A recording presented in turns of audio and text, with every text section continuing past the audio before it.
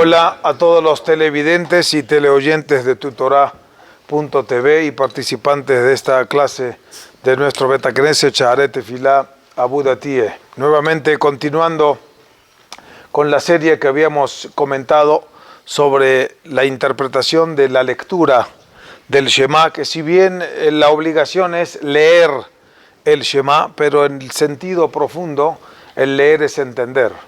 Porque leer de la boca para afuera carece muchas veces de sentimiento. Yo solo quiero recapitular lo que mencionábamos la serie anterior sobre el primer párrafo, Shema Israel, Adonai Elohenu, Adonai Echad, que constituye la declaración máxima de fe del judaísmo. Es el único párrafo, texto litúrgico, bíblico de rezo que se dice, y se debe de hacer así, rezarlo con los ojos cubiertos. No alcanza con cerrar los ojos, porque cerrar los ojos se recomienda, por ejemplo, en la Amidá, cuando uno está hablando con Dios para poder desconectarse de su alrededor y elevarse a dimensiones más espirituales.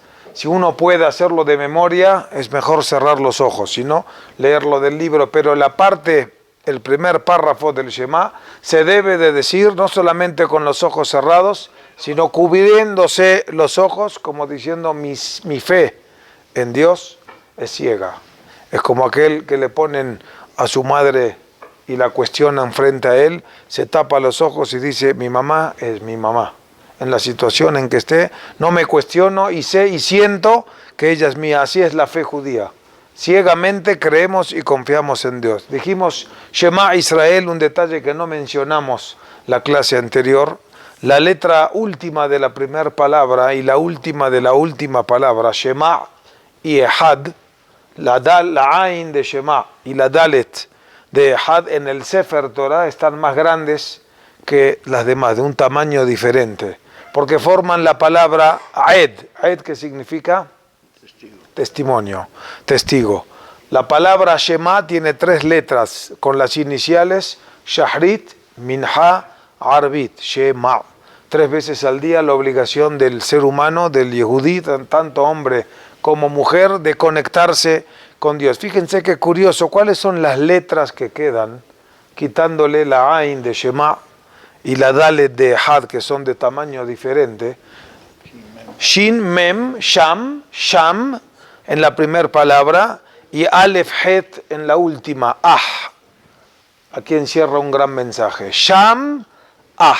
Cada vez que cierres los ojos y te conectes de manera individual, personal e íntima con Dios, tienes que también recordar Sham, que allá en algún lugar del planeta hay un hermano, hay un hermano perdido que tal vez no conoce a ese Dios que tú estás invocando en este momento. Sham, Shema, Echad, Sham, queda un hermano que está en la lejanía que hay que acercarlo y atraerlo, porque la fe judía es proselitista. Ese es el ejemplo de nuestro padre Abraham Avinu. Explicamos en breve que por qué se menciona 2 de los nombres sagrados de Dios, el nombre Adonai escrito de la forma del tetragramatón y el nombre Elohenu, que significa justicia, rigurosidad, y el tetragramatón significa misericordia y piedad, porque el mismo Dios que a veces se disfraza de una forma y a veces se comporta de otra, Adonai Echad, es el mismo. Es la misma madre que alimenta y amamanta a su bebé, es la misma mamá que lleva a su hijo al doctor para que le inyecte una vacuna dolorosa para privarle dolores al más allá o muchos años después. Esa es la respuesta que me gusta dar y vale la pena tenerla siempre en la bolsa a la gran pregunta del siglo, de nuestro siglo, ¿dónde estaba Dios en el holocausto? Sí estaba. Estaba cual madre escondida detrás del telón para no ver cómo el doctor le pica, le inyecta a su hijo, le hace doler, algo que quisiera estar ella en su lugar, pero el que se tiene que vacunar es precisamente el hijo y no ella. Entonces esa es la situación igual que ocurre con nosotros. Shema Israel, Hashem Elokeinu, Hashem Echad. El versículo que está en letras pequeñas, Baruch Shem Kevod Malchuto Leolam Vaed, bendito, santo sea su nombre desde el más allá y por siempre, que se menciona en voz baja es porque no figura en el texto bíblico. ni poético, solamente se le atribuye a Jacob Avinu. Explicábamos en breve que todo el proceso de la primera parte del Vehaptah es una secuencia de actividades y de actos. ¿Cómo logras amar a Dios? Conociéndolo. ¿Cómo lo conoces a Dios? Vehayuha de Barimaele, practicando, estudiando, analizando, entendiendo. ¿Y cómo logras que tu familia cercana también tenga ese apegamiento y allegarse a Dios? A través de Shinantam Levaneja, transmitirlo a tus hijos. ¿De qué manera? Beshivteja bebeteja, cuando estás en tu casa. La Torá y el judaísmo abarca todas las facetas y situaciones del Yehudí, en cualquier lugar en donde se encuentra, a la hora de dormir, a la hora de pararse. El Shulchan Aruch, el código de leyes judíos, empieza con Modeh Ani y termina con el Shema Israel antes de dormir. O sea que desde que amanecemos hasta que nos vamos a dormir, tenemos una instrucción, un manual que nos va diciendo paso a paso qué es lo que debemos hacer. Y termina diciendo, Uxartam leota al yadeja, que la Torah no debe de ser solamente verbal de la boca hacia afuera. Es muy fácil transmitirla, pero si tú no la practicas, no la amarras a tus manos y no la pegas a tu cerebro, es más, Uchtabtam al mezuzot beteja o bishareja, y no lo escribes, o sea que lo grabas de manera fija en las paredes de tu casa, de tu hogar, no puedes considerar que estás transmitiendo ese legado. Ahora sí podemos pasar al segundo párrafo. Cabe mencionar que el primer párrafo que acabamos de explicar figura en el libro de Barim, en el Deuteronomio, en la Perashá Vaet Hanan, en el segundo párrafo de la Torá, la segunda sección del último libro. Y esto que vamos a leer ahora, Behayá Im Shamo Atishme'u, es el párrafo que figura en la siguiente Perashá Ekev. Leamos, y aquí pretendo que pongamos atención, si gustan seguirme, porque hay 2-3 detalles que cambian y que muy difícilmente se puede dar cuenta uno si no lo va leyendo de manera detenida. Quisiera explicar palabra por palabra. Behayá. ¿Qué significa Behayá? Será supuestamente es hacia futuro. Behayá es, y Hayá sin embargo es pasado. Entonces, ¿cómo conjugamos estos dos términos? Por un lado, Hayá es pasado. Ve Hayá se transforma en futuro y será cuando. Dicen Jajamim algo interesante, que siempre que hay en la Torá la expresión ve Hayá y será, es una expresión de alegría. Porque es algo positivo que uno quisiera que presiga, que siga constantemente prolongándose. Ve Hayá. Hayá es algo pasado, bonito, alegre, que uno quisiera que constantemente siga viviéndolo y presenciándolo. La letra Vav es la que cambia los tiempos del pasado al futuro. Por ejemplo, Vaihi, prontamente vamos a leer la Megilat Esther, y comienza esa Megilá diciendo, Vaihi bime Ahashverosh. Vaihi es al revés. Yehi, que es algo que todavía no vino. Yehi, que sea. Vaihi lo transforma en pasado. Dicen los Hajamim de la Kabbalah que la letra Vav, inclusive en el nombre de Dios, representa el cuerpo humano. Si figuramos y dibujamos la letra Vav, es como un ser humano, un cuerpo con la cabeza hacia adelante. La Vav tiene un cuerpo y así se debe describir. Se hace primero la cabeza y luego se le jala con la tinta y el pincel, se le jala el cuerpo. O sea, es cabeza y cuerpo. El ser humano tiene en su poder, en su mente, en su psiquis, la posibilidad y la fuerza de cambiar lo negativo para lo positivo. O sea, Hayá es algo que pasó, tal vez pudo ser negativo. Ve Hayá, el ser humano tiene la visión de transformarlo en positivo. O Yehi es algo que uno quisiera que pase, pero está lejos. Vaihi, el ser humano, lo puede acercar hacia él. Aquí cuando habla de oír a Dios, de cumplir los preceptos, utiliza la Torá el término Ve Hayá. Ve Hayá, todas las cosas dependen de cómo las veas y en qué ángulo las tengas previstas. Ve Hayá, entonces será Im Shamoa Tishme'u. aquí hay una redundancia, y será si es que oír, oirán. Shamowa tishme'u. Tenía que haber dicho Be'aya im tishme'u. ¿Por qué Shamowa tishme'u? Curiosamente, toda la parte, otro detalle más, la primera parte del Shema habla de manera singular. Ve'ahavta et Adonai Eloheja, tú. Bechol levaveja, tú. Nafsheja, todo habla en primera persona. Aquí por primera vez empieza a hablar ya más en plural. Ve'aya im shamoa tishme'u.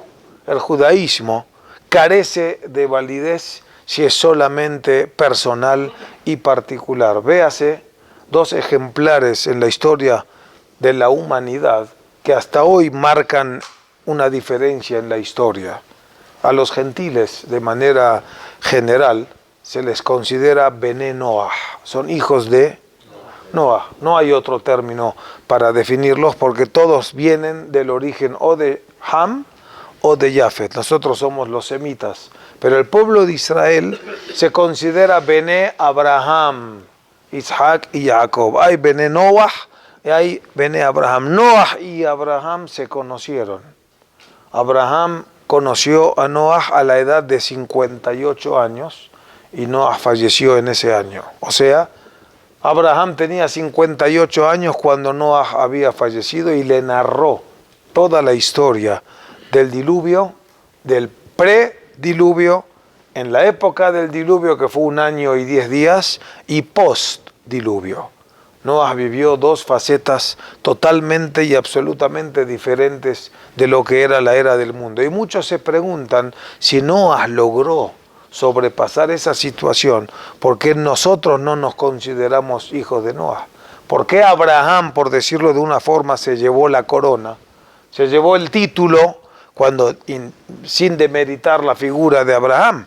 Pero ¿por qué a partir de? ¿Qué tenía de diferencia Abraham y Noah? Y aquí se marca un detalle, un secreto que revela el Midrash y que hasta ahora lo podemos utilizar en nuestros líderes actuales. Puede haber gente genia, capaz que conozca la Torá al derecho y al revés.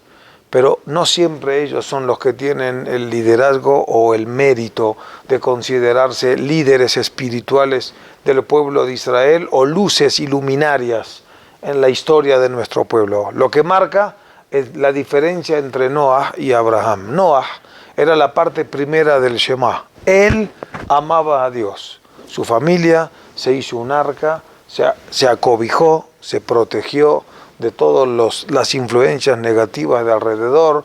Él servía a Dios con su familia, esposa, hijos y hasta ahí quedó. Abraham optó por otro papel, que así debe ser cada yehudí, y es lo que insinúa en las primeras palabras que mencionamos, Sham Ah. No te olvides, judío, que el judaísmo no es personal. El judaísmo es para propagarlo con tus semejantes. Tienes que ir a buscar a ver quién está sediento de la palabra de Dios y enseñársela. A eso se dedicó Abraham Avinu. Es más, muchos no conocen, pero Sará hacía algo similar con las mujeres. Abraham se dedicaba a los hombres y Sará a las damas. Ese era el proselitismo de Abraham Avinu. Por eso hasta hoy a los conversos se les apellida Ben Abraham. Shelomo Ben Abraham. Jaime Ben Abraham. Isaac Ben Abraham. Todos son Ben Abraham Avinu. ¿Por qué? Porque fue el hombre, no el primer monoteísta, pero aquel que propagó el monoteísmo. Aquel que salió de su cápsula, se desenmascaró para ir en búsqueda de quien necesitaba conocer a Dios. Esta es la segunda parte del Shema y subes ya de nivel. Ve allá, no hay más alegría. Dijimos que ve allá es una expresión de simha. No hay más alegría de imshamoa tishme'u, que primero tú escuches, aceptes, captes, lo asimiles y tengas la posibilidad de tishme'u, de lograr reunir a la familia. Muchas familias y muchos casos se nos presentan y a veces hasta nos podemos hacer la pregunta en voz alta, ¿cómo puede ser padres absolutamente gente buena, de religión, de modales, de ética, familias ejemplares, y los hijos, otro mundo? Los hijos totalmente, uno por aquí, otro por allá, y uno de veras se da de topes y dice, y a veces hasta los mismos padres nos vienen a preguntar, ¿dónde fallé? ¿Dónde erré? ¿Qué me faltó? Que mi papá era un santo y yo no tuve la oportunidad o no salí igual. ¿Dónde estuvo el error? Obviamente que es muy difícil señalar y culpar. Cada caso hay que estudiarlo y analizarlo de manera general, pero creo que la clase anterior mencionaba de aquel padre que se ponía tefilín a escondidas en su cuarto, en su oficina, y jamás su hijo lo vio en práctica cómo se hace. Ya no te preguntes 15, 20 años por qué mi hijo no lo hace, porque tú eras Shamoa, pero te faltó el Tishmeú. Por eso la mesa judía de Shabbat es tan importante, donde ahí se reúnen, por decirlo de alguna forma forzosamente, la familia. Es el mejor momento y el más apropiado para inyectar todo eso que uno acumula en el bagaje de la sabiduría, de la tradición, volcarlo en la mesa de Shabbat, darle oportunidad desde el más grande hasta el más pequeño. Ve'ayim shamoa tishme'u el mitzvotai, dice Dios, a mis preceptos. Aquí no habla de leyes ni de estatutos. Mencionamos que hay hukim, hay mishpatim y hay mitzvot. Hukim, ¿qué son? Leyes que no tienen aparentemente lógica. Mishpatim son leyes monetarias, leyes de convivencia entre seres humanos, o sea, código civil. Mitzvot, que son conexión entre Dios. Todas las verajás que se dice sobre el cumplimiento de un precepto, asher kiddeshanu bemitzvotav. Cuando pago una deuda, no hay asher kiddeshanu bemitzvotav. Cuando respeto a los mayores, no hay asher kiddeshanu. Eso no es una mitzvah, eso es una ley. Eso es algo lógico, es un estatuto, por decirlo de alguna manera. Mitzvah es algo que te conecta con Dios. Dice Dios en nombre de Moshe, Ve'ayim shamoa tishme'u el mitzvotai. Y será cuando cumplas con alegría, aceptes, captes, estudies y sepas transmitir mis preceptos que conectan el alma judía con Dios. Asher anoji metzave etchem, que os ordeno yo a ustedes, hayom. ¿Esto cuándo se dijo? 3.500 años atrás, por lo menos. ¿Y cómo dice hayom? Porque ese es otro secreto de mantener el judaísmo auténtico. Si cumples el Shabbat, igual que lo hiciste la semana pasada, si el tefilín que te pusiste hoy es una inercia porque me lo puse ayer, carece en cierta forma de la fuerza y el poder de transmitirlo. La mejor manera de vivir un partido de fútbol es como si hoy fuese la final. En la Torah es igual. La mejor manera de ponerte el tefilín es como si hoy es tu primer y tal vez el último día, pero es como el momento primero que te pusiste ese tefilín. Shabbat, esperar para disfrutarlo como si es el único y exclusivo Shabbat. Las palabras, los preceptos, dice Dios, para que los cumplas con alegría. Asher anoji metzave etchem hayom. Considéralos como si se te entregaron hoy y para hoy. Así dice el Midrash, el Yehudí debe de pensar que es único en el mundo y que el día que le dieron es único en su contenido y que la oportunidad que tiene es única. Pensando estas tres cosas, que eres el único. Y el único día que tienes y la última oportunidad, ¿cómo lo hace uno? Como si estaría ganándose una lotería. Así se debe de correr a cumplir una mitzvah. El Midrash afirma, el Talmud y la Halajá también lo recalca, que hay que correr para contestar un amén. ¿Correr? Para contestar un amén, sí, porque no sabes si ese amén será tu oportunidad o será el número de la lotería que te gane. Sigue diciendo, Leahavá et Adonai Elohechem, para amar al Eterno vuestro Dios, Ul'obdo bechol levavchem, servirlo con todos vuestros corazones, Ubchol nafshechem, y con toda vuestra alma. Esto repite en esencia casi lo mismo que el texto anterior. Ve'avta et Adonai Elohecha bechol levavecha, Ubchol nafshecha, Ubchol meodeja. Aquí lo que habla ya es cumplimiento de los preceptos. La diferencia entre el primer párrafo y el segundo en una frase se puede definir de esta manera. La primera parte del Shema habla de la relación hombre con Dios, la fe, el creer, el asimilar y el entender que Dios es único, eterno, dueño, maneja, manipula, hace lo que a Él se le plazca la gana y todo depende absolutamente de Él. El Behayá ya habla un poco más en la práctica, basándonos en esa fe que adquirimos en el primer párrafo, ahora hay que bajarlo a la actividad cotidiana y a la práctica, como quien dice, le maasé. Cumplir los preceptos con amor, con cariño y con la convicción de que nos está ordenando Dios. Y ahí viene la recompensa. Cuando el hombre asimila la presencia de Dios y lo lleva eso a la práctica, versículo que sigue, Benatati, y daré, es una promesa de Dios, y Dios cuando promete lo cumple. Benatati, metar artsehem beito. La mejor expresión de la recompensa divina se refleja a través de las lluvias. Dicen nuestros sabios que de todas las cosas naturales que existen y son maravillosas en el planeta y en el mundo, la que más refleja la intervención divina es las lluvias. Y voy a explicar. El aire que respiramos, ¿quién nos lo da? Dios. Es uno de los milagros maravillosos que David Amelech con esa frase cerró su gran libro de Tehilim. Kol ha-neshama tehalelia, aleluya, y lo repite 2 veces. Neshama viene de neshima. Por cada respiro el hombre debe de agradecer a Dios. Aire hay en todo el mundo. Es lo que más existe, el oxígeno. Y no hay una verajá, no hay una bendición, no hay un agradecimiento en particular sobre el oxígeno, porque es algo tan necesario que Dios lo dejó de manera natural, abundante y constante.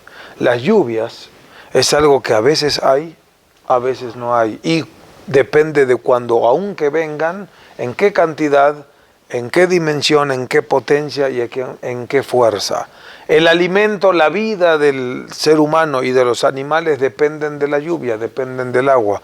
Por eso cuando Dios habla de una serie de reciprocidad, tú haces por mí y yo hago por ti. Tú cumples con mi pedido y yo cumplo con mi promesa. Benatati, promete Dios. Daré metar artsehem beito, la lluvia en vuestra tierra, beito en su momento, en su época. ¿Cuál es la época apropiada de la lluvia?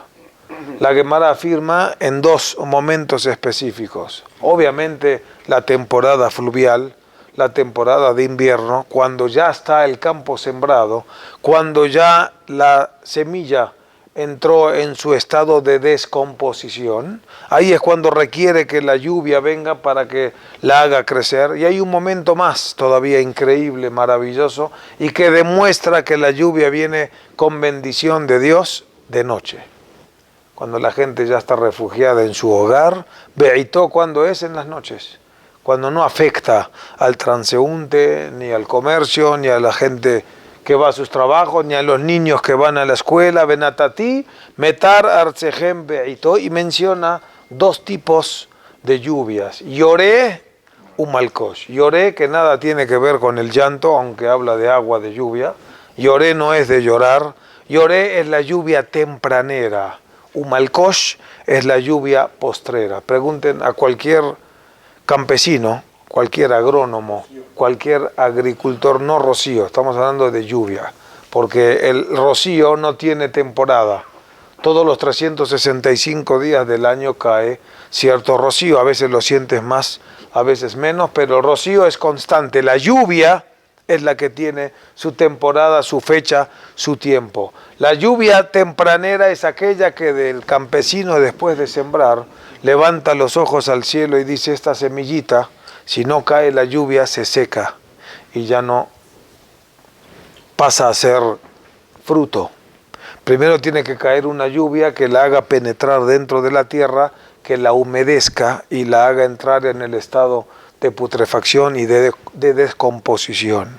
Una vez que el proceso de la semilla empieza a dar su nuevo fruto, al final se requiere una lluvia postrera, como quien dice el baño después de enjabonarse, el baño para que la deje absolutamente fortalecida. Es increíble la maravilla que ocurre en algo absolutamente natural. Tomamos una fruta, la comemos, la disfrutamos, pero esto pasó todo un proceso que se requería la presencia divina tanto al principio como al final. Promete Dios que la lluvia caerá en su momento, la lluvia al principio y la lluvia al final. Y todos sabemos que cuando la lluvia viene fuera de tiempo, es como que el frío, tenía una tienda llena de chamarras y el frío me llegó tarde, ya no las pude vender, las tengo que regresar. Si la lluvia, si el frío se me anticipa antes de que me llegue el pedido de chamarras, también perdí la oportunidad de venderlas. Las lluvias con el cereal y la plantación es igual. Si llega muy tardía, ya no dio la fuerza y el efecto que tenía que dar. Si llega mucho más temprano, puede llegar a perder y a echar a perder e inundar todo el producto. Por eso promete Dios que será Yoré Umalcos. De tal grado, Beasaftá de Ganeja. Promete Dios que podrás recoger tu granero con satisfacción. Tiro Shejá, tu viñedo, Beitz Jareja y tu aceitero. Menciona la Torah estas tres partes porque son de los plantíos que más dejan, más importantes, cereal. El alimento básico del ser humano, ¿cuál es? Cereal. Tiro Shejá, el viñedo, la uva, de ahí sale todo el vino para los brindes. Hasta hoy es una de las industrias que más beneficios dejan. Beitz Jareja es todo lo que se utiliza para encender. Antes, ¿con qué encendían? Con aceite. Era la luz, lo que iluminaba en los hogares y en las casas. Beasaftá de Ganeja, Betirosheja, Beitz Jareja. Aquí quiero hacer una pequeña pausa y recalcar, no sé si se dieron cuenta, yo me topé aquí con dos cosas que no están aparentemente igual o en el texto, faltantes de alguna forma. En primer lugar, menciona Leahavá et Adonai Elohechem bechol levavchem ubchol nafshechem, con todos vuestros corazones y con toda vuestra alma. Falta algo que se menciona en el párrafo anterior y aquí no lo dice Bravo. Ubechol me odeja, con toda tu pertenencia. Aquí no lo menciona. En segundo lugar, toda la parte primera dijimos que hablaba en primera persona. Aquí comenzó hablando en plural, Tishme'u, Metzavé etchem, a ustedes, Elohechem, vuestros dioses, Bechol levavchem, habla siempre en plural, Benatati daré metar arcechem, de vuestras tierras, y después dice Beasaftá, de Ganeja, tu granero, Tiro Sheja, tenía que haber dicho Beasaftem, de Ganejem, Tiroshehem, Beitzharhem. ¿Qué pasó? Que el texto en la mitad cambió de singular o de plural a singular, cosa que... Y sigue, Benatati Esev, Besadejali, Bemteja, y daré la hierba y el pasto en tu campo para tu animal. O sea que no solamente tú te saciarás y a ti no te va a faltar nada, sino que tampoco a tus animales no le faltará absolutamente nada. Veajaltá, besabata. Comerás y te saciarás. Y luego otra vez, Hishameru, en plural. ¿Qué es Hishameru? Cuídense, advertencia. Y vuelve otra vez al plural. Como que el texto está jugando, plural, singular, y vuelve otra vez a hablar en general. Y falta aquí la palabra meodeja. Es más, tercera pregunta para culminar la idea y tratar de explicar, porque aquí hay un gran secreto que debemos de llevarnos a la vida práctica. ¿Por qué aquí viene una advertencia que no viene en el primer párrafo? El primer párrafo hablaba también de amar a Dios, de creer en Él, de servirlo, de educar a los hijos, de practicar el tefilín, y no habla de advertencia. Mezuzá no habla de advertencia. Aquí de repente hace como una pequeña pausa y por eso bajamos el tono de voz. En el párrafo que sigue, lo voy a leer primero y después tratar de entender. Dice, Ishameru lahem, tengan cuidado, advierten, o sea, cuídense mucho ustedes, Pen yifte levabhem, no vaya a ser ifte. ¿Cómo se traduce ifte? Que se desvíe su corazón, pero pitui en hebreo significa engañar, significa seducir. No vaya a ser que vuestro corazón se deje seducir por ideas extrañas, besartem y se desvíen, va'abadetem y sirvan ideologías, culturas, Elohim ahedim. Aquí se puede decir Elohim, este es no Dios. Aquí habla de dioses, otros dioses. Elohim ahedim. Otros dioses, veishtahavitem lahem. Y la decadencia puede llegar a ser tal que hasta te hinques y te postres ante de ellos, delante de ellos. Y ahí viene la advertencia fuerte y dura, vejará af Adonai bahem, no vaya a ser que se desate la ira de Dios contra ustedes, y pasará lo contrario, ve'atzar et hashamaim, y frenará los cielos, velo y hiye matar, y dejará de haber lluvia, ve'a adama, y aunque riegues por riego manual o electrónico o de algún otro sistema, la tierra lotiten et yebulá, la tierra no dará su producto. Va'abadetem, terrible, y serán dispersados.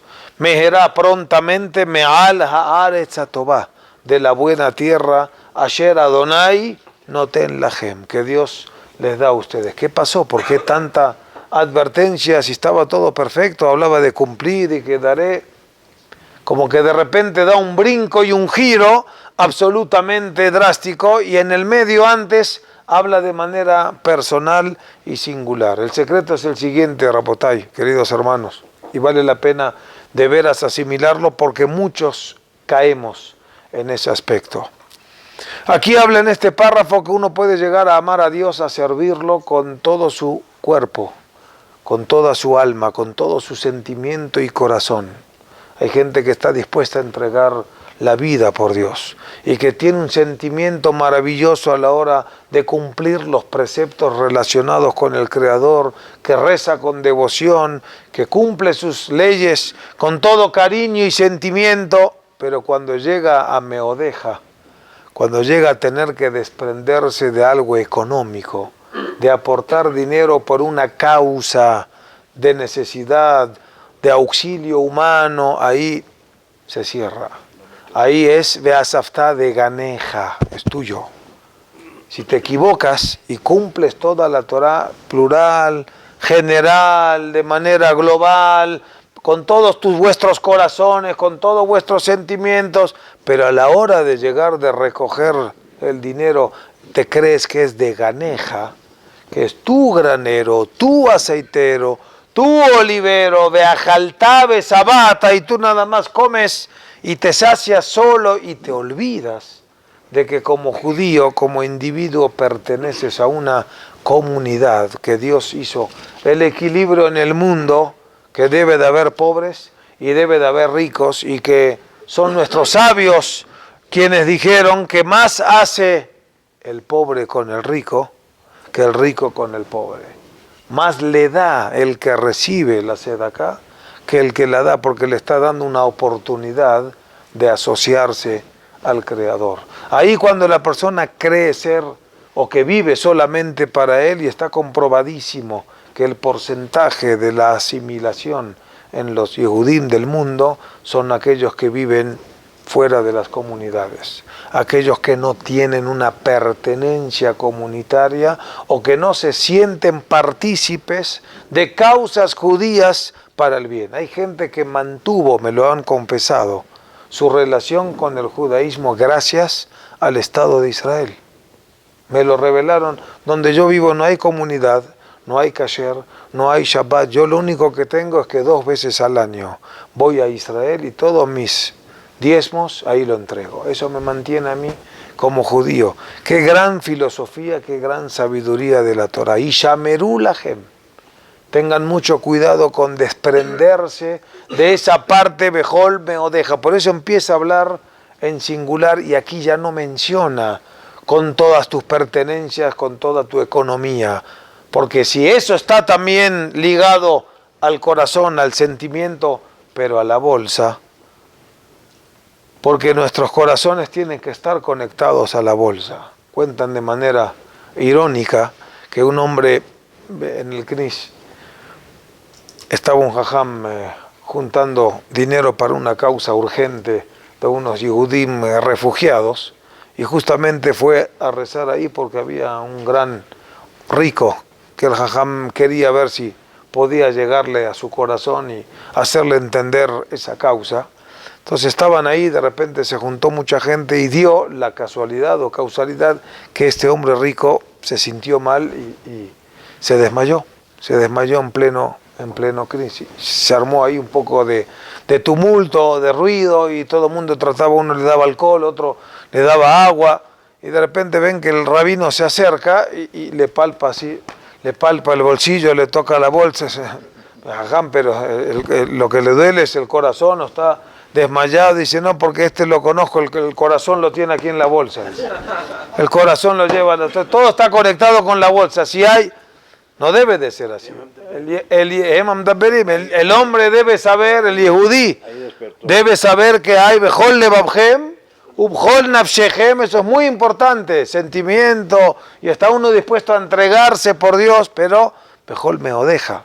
Bejol meodejem no figura, meodeja es algo personal, íntimo, y ahí es cuando puede llegar la desviación. Por eso dice esta advertencia precisamente en este párrafo, sobre las lluvias que menciona aquí la parte esta segunda del Shema como símbolo de abundancia, de verajá y de bendición. Quisiera resaltar lo que el Talmud en Masejet Ta'anit, donde habla sobre los ayunos que se utilizaban en la época del Bet Hamikdash, cuando había falta de lluvia, sequía, llegaban a niveles que ayunaba la gente. Ahí menciona el Talmud que hay 3 llaves que solo Dios posee de su naturaleza. Dios creó el mundo y, como explicaba, creó un sistema de naturaleza que Él mismo lo dirige, Él mismo lo maneja, como el aire, como el oxígeno, como las cosas naturales que hay. Pero hay 3 cosas que solamente Dios lo dirige de una manera personalizada y que jamás la entregó en manos ni siquiera de ningún ángel. ¿Recuerdan cuáles son las 3? Las lluvias, un poco más, la natalidad, o sea, el poder de procrear familia, y la vida y la muerte del ser humano. O sea, nadie sabe cuándo va a llover, ni cuánto va a llover, y en qué momento va a dejar de llover. Los pronósticos, la palabra lo dice, son pronósticos. Uno más o menos se puede imaginar que viene, pero cuánta cantidad exacta, en qué lugar, y hasta ahora los grandes científicos no pueden ni controlar ni hacer que llueva cuando se requiere, ni frenar una tormenta cuando ya se desató. No hay método moderno, sofisticado, que pueda interferir en ese aspecto. Las lluvias son de las cosas que Borolam solamente Él las controla. Y de eso depende también nuestra parnasá. La parnasá es el sustento. Por eso dicen que la palabra llave en hebreo, ¿cómo se dice llave? Maftuh. Meftah. Mafteah. En hebreo, mafteah tiene 4 letras. Mem, Pe, Taf, Het. La Mem es matar, lluvia. La Pe, parnasá. La Taf, tehiyat ametim. La Het, hayá, de la mujer que da a luz. Solamente Dios sabe cuántos hijos tendrá la pareja, y cuándo, y a qué edad, y por qué, y en qué cantidad, y qué sexo inclusive, y qué tipo. Todo eso lo mantiene Borolán. Solamente Dios sabe cuándo nos vamos y cuándo llegamos. Aún la ciencia, que puede determinar en muchas ocasiones el nacimiento de un bebé, todos los ginecólogos que me topé con ellos reconocen y saben, van a ser cuando Dios quiera. Por más que le pongas exactamente para agilizar o para acelerar el parto, tiene una determinación que solamente Dios sabe cuándo, por qué y cómo. Esta es una de las cosas, por eso en el Shema se menciona esa grandeza, ese milagro de Dios de manera cotidiana. Termino nada más el párrafo. Besamtem et devaray elle, pondrán estas palabras, o sea, toda esta advertencia, tanto positiva como de consecuencia recíproca. Al levavhem ve'al nafshechem. Otra vez no menciona aquí las pertenencias. Esto va en el corazón y en nuestro sentimiento. Y vuelve a recalcar y reafirmar por segunda ocasión en la Torah que figura el tefilim. Ukshartem otam leot al yedhem. Aquí ya otra vez en plural. En la primera parte del Shema, ukshartam leot al yadeja. Aquí es ukshartem otam leot al yedhem. Porque como dije antes, esta parte, el nivel que sube en la segunda parte del Shema es que el judaísmo no sea particular ni personal, compártelo con los demás. Veayule totafot ben enechem, y serán como señal entre vuestros ojos. Y ahí viene el precepto bíblico de la Torá de inculcar y de enseñar a nuestros hijos. No hay un padre que pueda ausentarse o dejar de recibir esa responsabilidad que la Torá le da de inculcar y de enseñar a sus hijos. Velimadetem otam, enseñarán estas palabras et benehem a vuestros hijos, le da verbam para que ellos mismos también sigan haciendo el ejemplo de estudiarlas, practicarlas, transmitirlas. Beshivteja, otra vez vuelve singular, bebeteja, en tu casa, ublechteja baderes, cuando vas en el camino, ubshochbeja, ubkumeja, a la hora que te acuestas y a la hora que te paras. Uchtabtam